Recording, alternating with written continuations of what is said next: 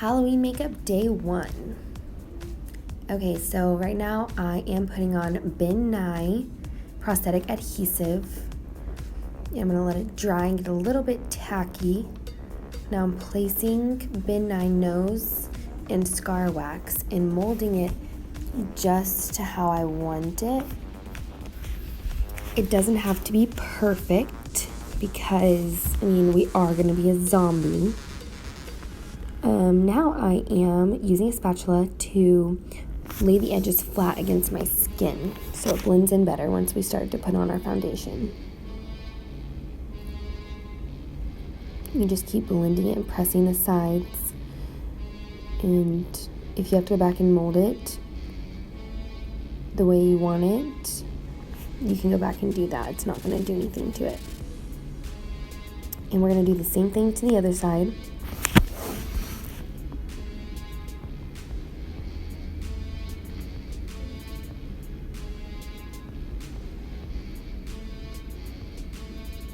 Lay the edges flat.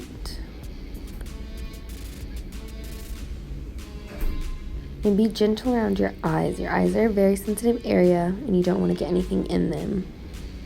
And if you happen to, just rinse it with water.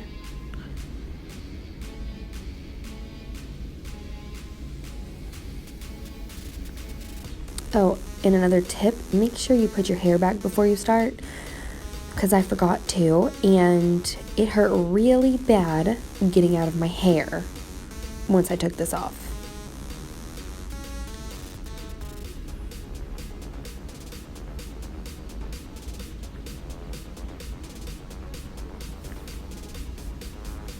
Oh, they're just ripped off, so be careful, be gentle when you are molding it. I'm doing the same thing to my neck as I did to my cheeks. In this one, you want to make sure you get the edges really flat and sticky, because the neck, it pops off easier.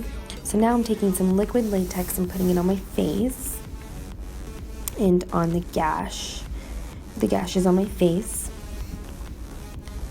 This is just going to create more of a rotten effect when we use tweezers to peel it off. It's going to look like our skin is peeling.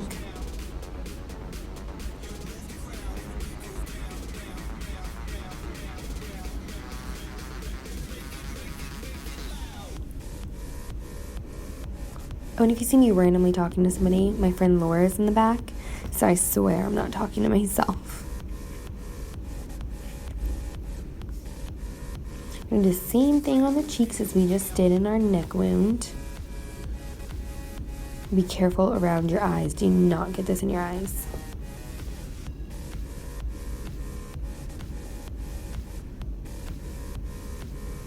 Or your hair.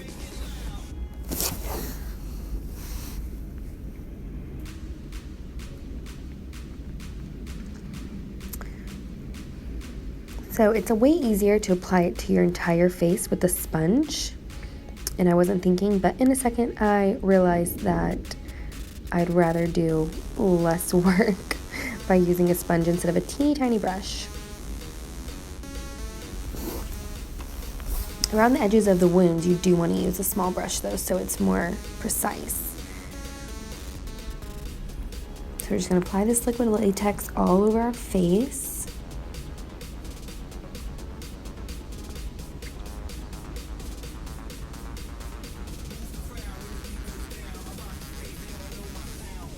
I happen to make some very noticeable faces when I'm doing makeup, and I apologize for that, but it's just how I do it.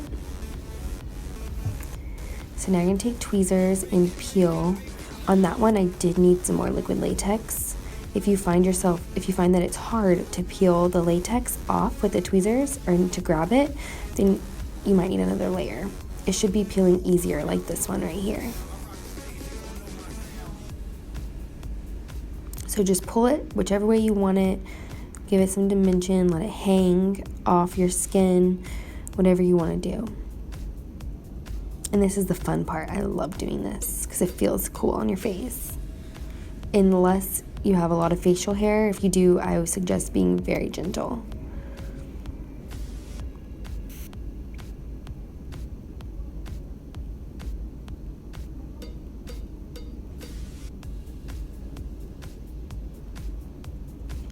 ended up having to add more liquid latex up there, and see how much easier it's peeling.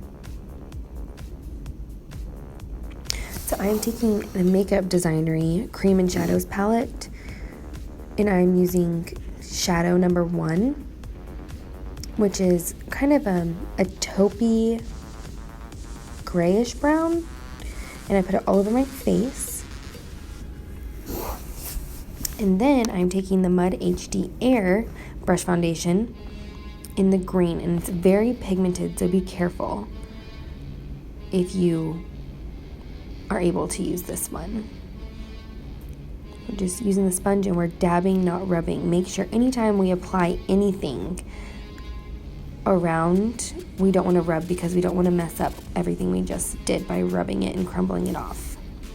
So now I'm taking that kind of sponge, whatever kind of sponge that is. I don't know the name, but I'm taking that first taupey brown color that we used and applying it over again.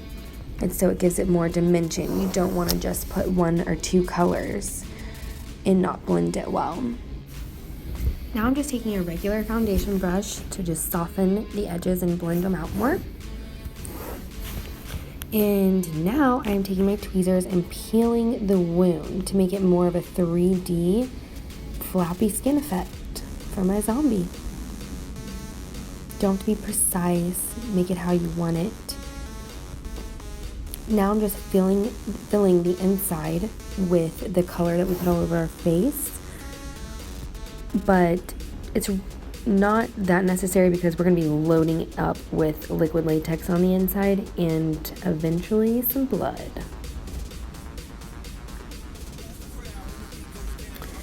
Now I'm using setting powder to just set all over so it's not sticky when we start to apply the eyeshadows on our face to give dimension.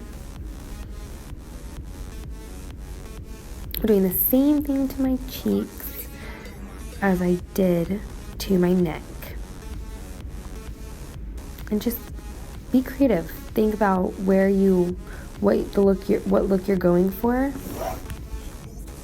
and peel in that direction that you want. I want it to look as nasty as possible.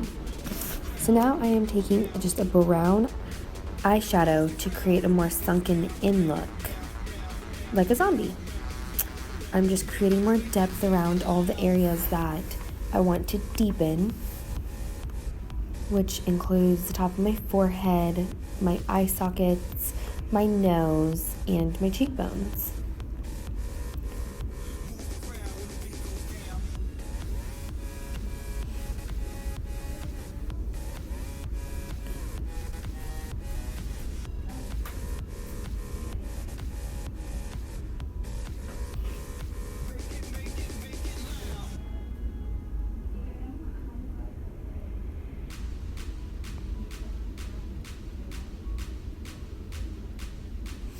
I am now applying the same brown eyeshadow around my lips,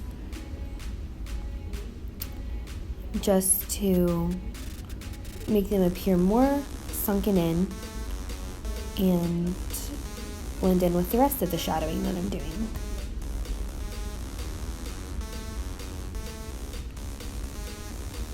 I decided last second that I wanted to add another prosthetic area. I wanted to give my mouth more of a ripped look. I thought my zombie wasn't looking gross enough, so had to make it a little more gross. And I am again blending the edges around, and I'm bringing it over to my lip, about halfway onto my lip. And this is just so it's easier to blend in, to make it look like my lip had ripped from the corner out to my cheek.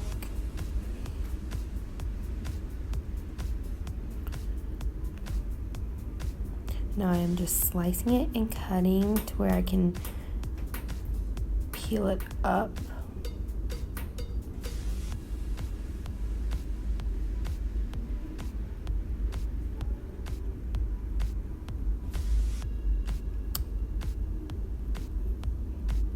Now I am pulling out the liquid latex that I put inside my neck wound to make it look like there's some nasty skin coming out of it.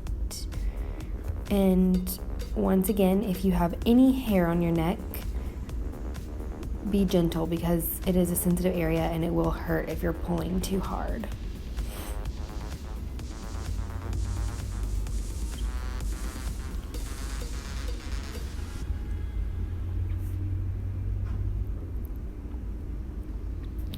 I am filling my other gashes with some latex now.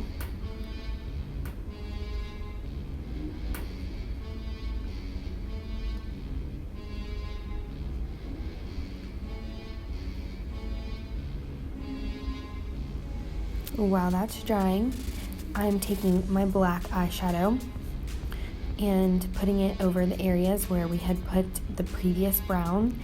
And this is just so that we give more depth and definition. We don't want to just do brown and call it a day because it's not going to give the amount of depth that we need. Layering and blending is the most important aspect of applying makeup, especially special effects.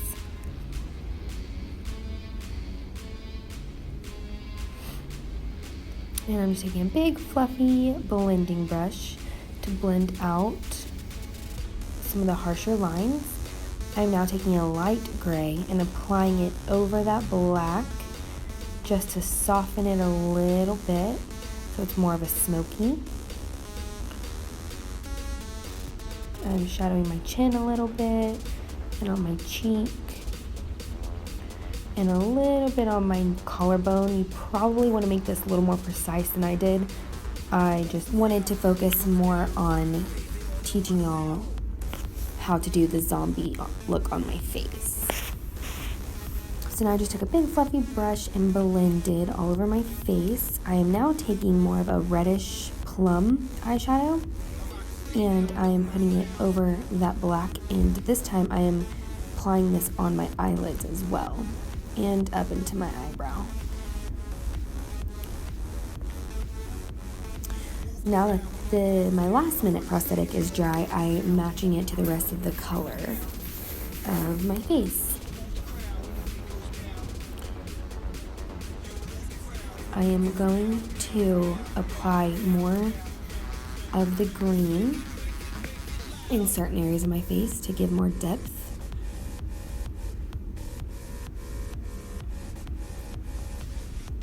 And to make it look like more areas of my face are rotting more than the others.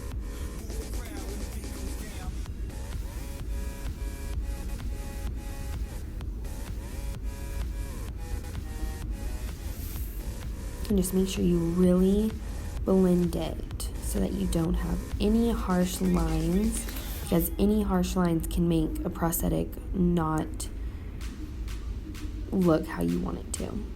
So now I'm taking a red lipstick and applying it under my eyes. And it's a Kryolan palette. And I'm just blending it around. Next, I am taking a deep purple lipstick from the same Kryolan lip palette, and I'm just putting it on top of that, but avoiding some areas so that some areas do stay more red than the others.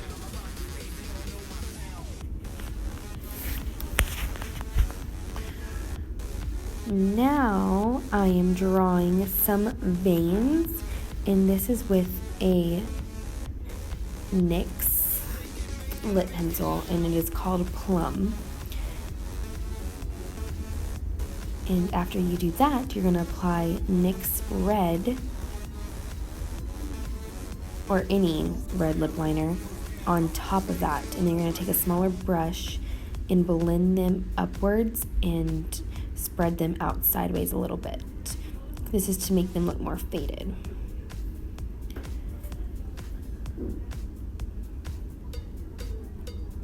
Pretty much did this throughout my face, around my eyes, and I did it on my neck by my neck wound.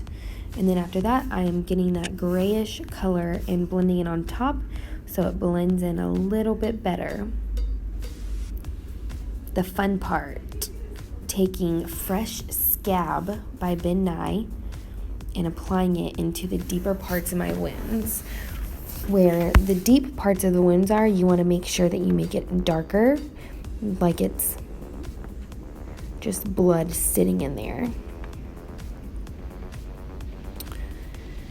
And what I like about this stuff better than just using regular fake blood is this is more sticky like a gelatin, and it gives the appearance that you have a fresh wound that is in the process of healing at the same time.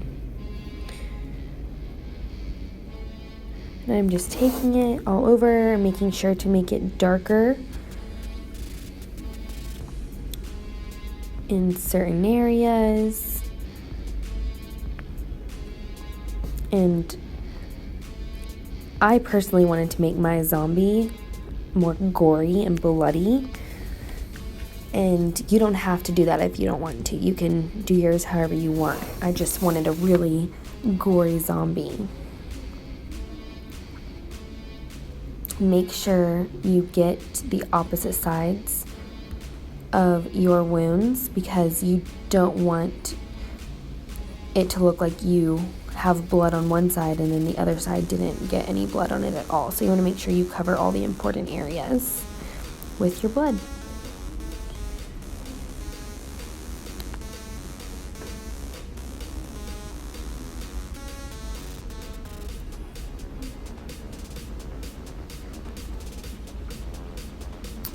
I am using a mini fan brush, because I found that it actually makes it spread better and give that more spongy, spread out appearance that blood gives.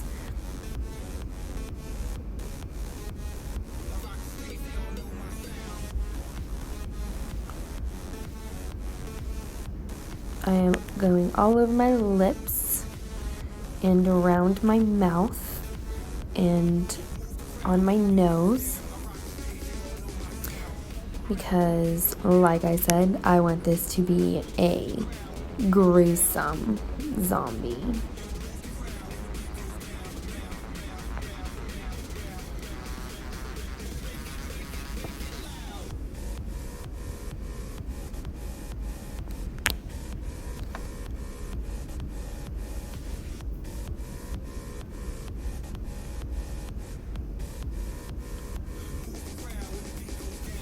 Basically right now I'm just going back into my wounds and making sure that they are darker blood than the rest of my face.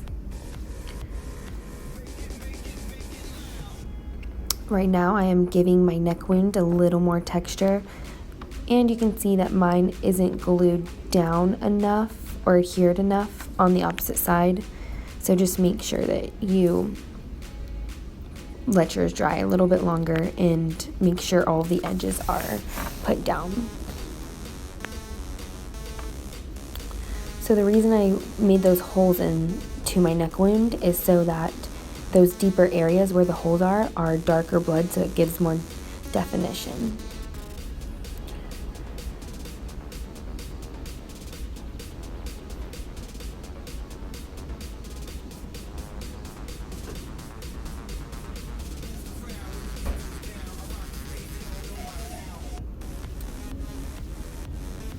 Basically, I wanted my zombie to look like it was a newly bitten zombie with fresh blood and not completely as rotten as a zombie who'd been a zombie for weeks or months.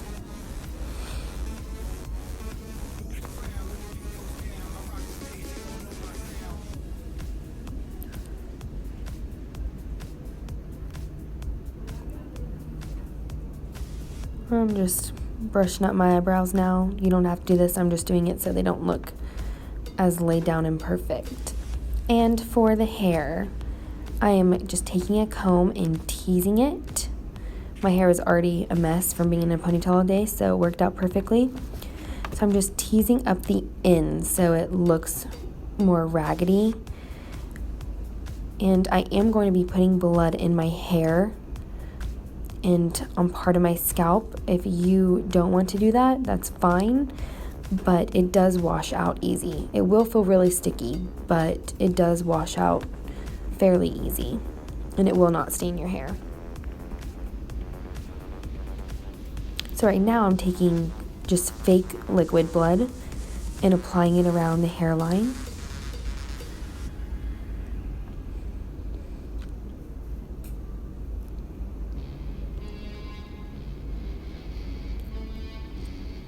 Just to give more definition there, and I'm in the spot I peeled on the middle of my forehead, I'm just putting a lighter amount of blood than the fresh scab blood.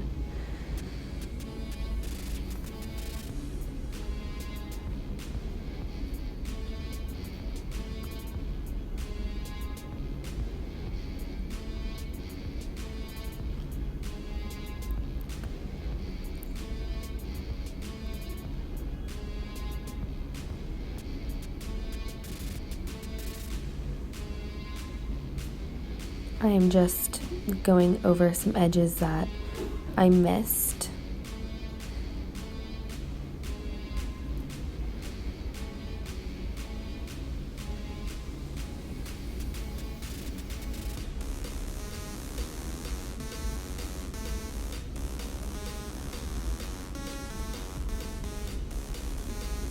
Now I'm painting in some of the ends of my hair with some of this liquid blood. And now I'm taking the fresh scab blood and applying it right in the middle of my part, not all the way back. Now I'm taking some liquid blood and just creating a drip. The best way to do it is with a Q-tip, but make sure you bring it to your face first because it will drip and it will make a mess. Now I'm just taking some of this liquid blood and putting it around some of my wounds, and then just a random drop on my nose.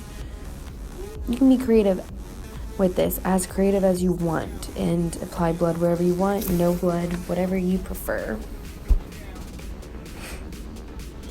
It's all about your creativity and how scary you want to be and how non-scary you want to be. That's the beauty of makeup, and that's the fun part of special effects, is you can do anything that your creative mind wants.